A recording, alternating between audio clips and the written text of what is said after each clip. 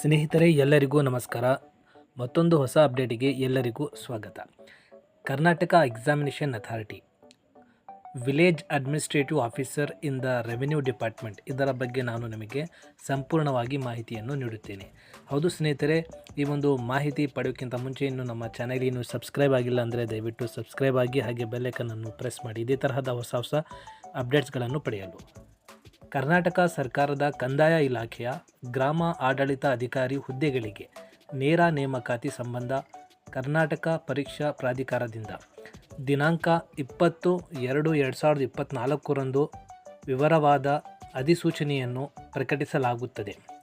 ಪ್ರಾಧಿಕಾರ ಅಧಿಸೂಚನೆಯಲ್ಲಿ ದಿನಾಂಕ 3/4/2024 ಅರ್ಜಿ ಸಲ್ಲಿಸಲು ಅವಕಾಶ ನೀಡಲಾಗಿರುತ್ತದೆ.